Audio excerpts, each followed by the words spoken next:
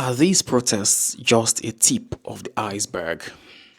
Are these protests just a tip of what is to come in the near future?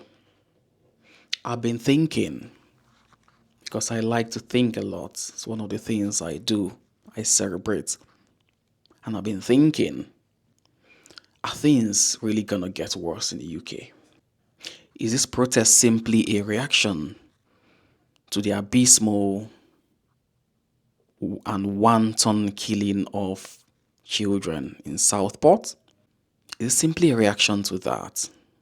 I don't think so. There have been much more gruesome crimes committed in the UK. And those crimes have not triggered any riots or any protests. So it's not simply the crime that has been committed. It's not really the weight. I know it's a very animalistic, barbaric, inhumane crime, and we all condemn that.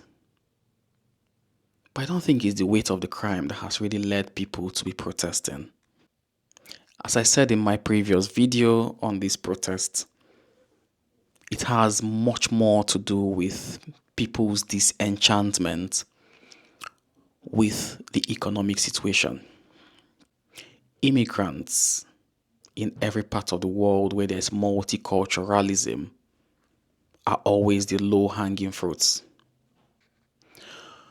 Rather than talk about the real problems, we'll always choose to deflect. We'll always choose to target our anger and animosity towards the most vulnerable people in that multicultural association.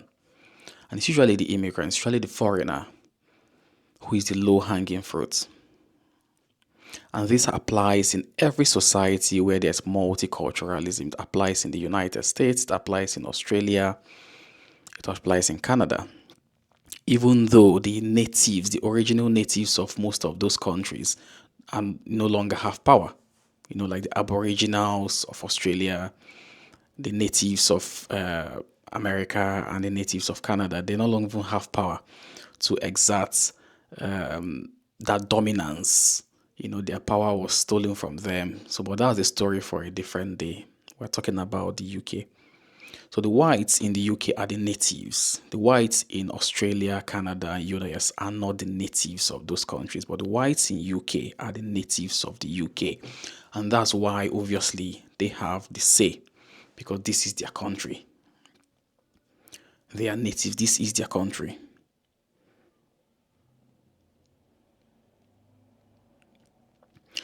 These protests, I fear that this particular protest we are seeing is just a tip of the iceberg. It's just a tip. It's just a glimpse into what the future would be in the UK. This is not fear mongering. This is not fear propelling. This is me saying it as it is. When we understand the underlying reason, as I mentioned in my earlier video, we understand the underlying reason behind these protests, we'll understand that things are very likely gonna get worse than better. It's not simply an acute reaction. This is a chronic condition. If it were acute, which means if it were simply a reaction to the wanton killing of those children at Southport, then we'll expect that things will die down eventually. But it's a chronic, lingering problem. And that's why I think it's gonna get worse.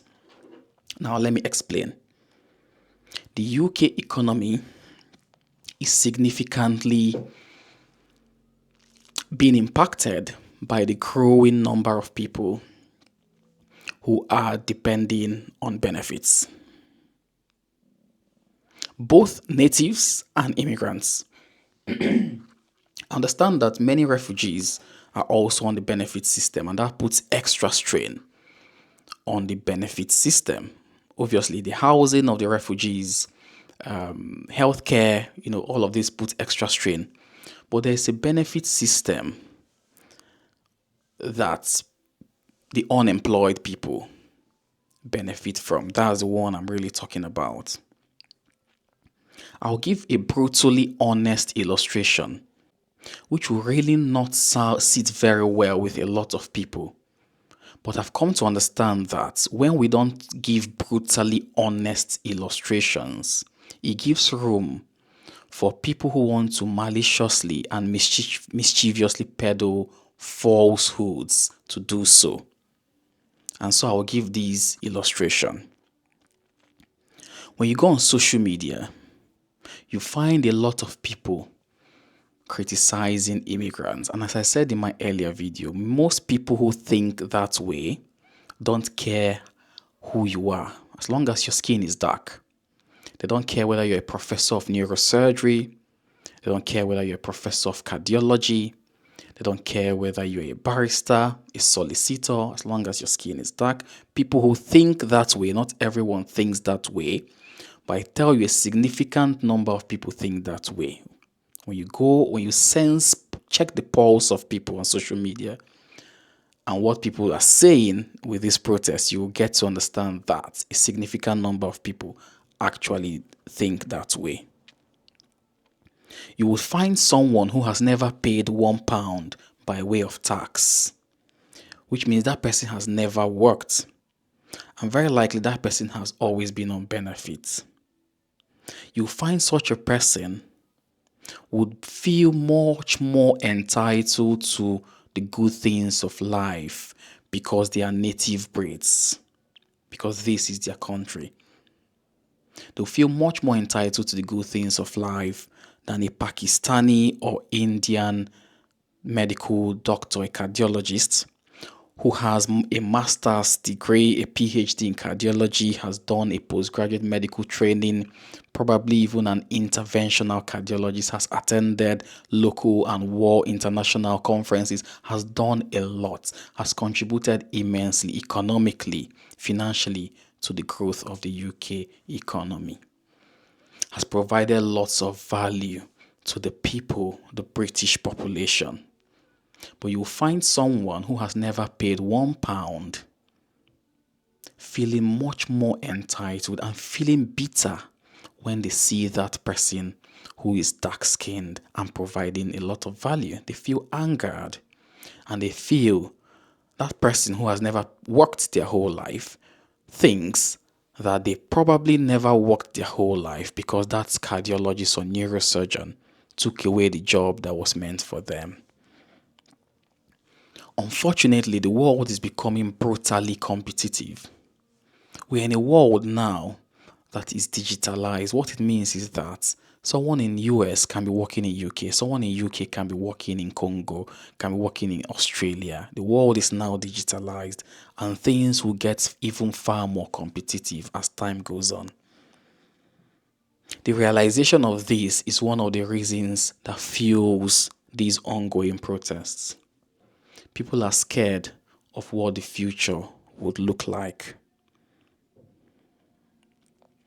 I sincerely have a fear that things may get far worse in the UK. Because if we are going to be brutally honest, there's a continued and continuing increase in the number of people who are not working, number of people who are depending on benefits. There's only a limit to how much the government can increase taxation before people become disenchanted and begin to protest. And if the government cannot increase taxation indefinitely, and there is a continuously growing number of people on benefits, a time would come when the government would not have enough money to sustain the benefits or the social security system. And what then happens? People will begin to attack the low-hanging fruits, the immigrants. People will begin to blame the immigrants for the economic hardship, for the housing crisis, for the absence, for the rising cost of living.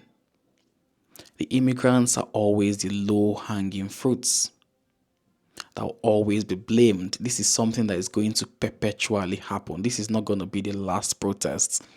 This is many more protests are likely going to happen. My only concern is I'm hoping they're not going to be very violent.